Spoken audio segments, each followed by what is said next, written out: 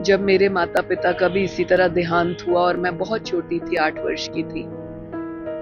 और आज भी हमारी वो जमीनें उन मुसलमानों ने कब्जा की हुई हैं। इसी प्रकार का 4 दिन का विवाह मेरी बुआ का था, जब पाकिस्तान से वो निकल कर आए और उनको मुसलमानों ने खंजरों से मारा था।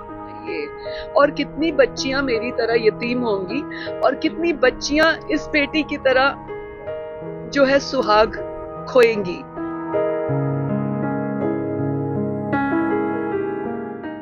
ये एक ऐसा जख्म है, ऐसा दर्द है जो कभी नहीं भूलेगा। और मेरा विशेष तौर पर आने का मकसद बहुत दिल पक्का करके आने का था। मुझे इसमें कोई राजनीतिक, कोई इसमें ये मन में नहीं आया कि मैं पोस्ट पे हूं तो मैं जाऊं। महिला होने के नाते और सबसे ज्यादा कश्मीर की बेटी होने के नाते, क्योंकि जो दुख आज उसने, इस माँ ने झेला है, वही दुख मैंने अपने बचपन में झेला है। आज भी वो दिन मन दहला देता है, रुला देता है, जब मेरे माता पिता का भी इसी तरह देहांत हुआ और मैं बहुत छोटी थी, 8 वर्ष की थी। और आज भी हमारी वो जमीनें उन मुसलमानों ने कब्जा की हुई हैं। जमीनों की लालच भी नहीं आती अब तो, जहां माँ बाप खो दिए। और बिल्कुल वही दर्द, वही चीज एक बार फिर रिपीट हुई है, जो मेरे दर्द से पहले हमने अपने ताया जी के मुंह से, अपने दादाजी के मुंह से पाकिस्तान के पार्टीशन के टाइम सुना था।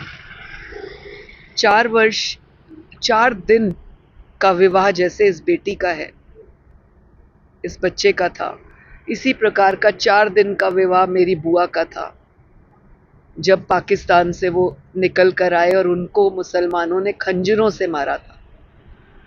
एकदम जब सुना और देखा ये विषय, दिल अपनी बुआ को याद करने लगा कि बुआ भी ऐसे ही इसी उम्र की थी, 21-22 साल की।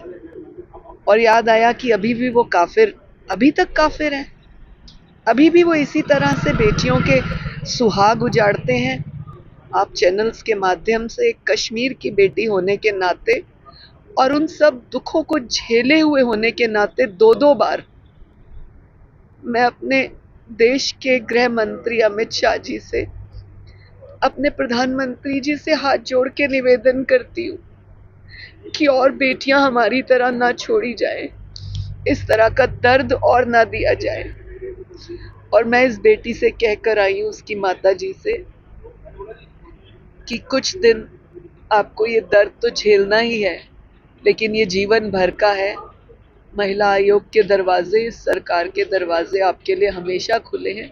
जब जिस जगह ये बेटी हमारे साथ, मेरे साथ जुड़ना चाहे, मैं उसको सीने से लगा कर रखूंगी, उसको अपने साथ जोड़ूंगी, ताकि उसे हिम्मत मिले कि और कितनी बेटियों के साथ ऐसा अन्याय हुआ, वो खुद एक प्रेरणा का स्रोत बने, क्योंकि उसे पूरा जीवन निकालना है। बातचीत हुई आपकी परिवार के साथ या बेटी के साथ? मेरी उसके पिता, माता, दादा से बात हुई।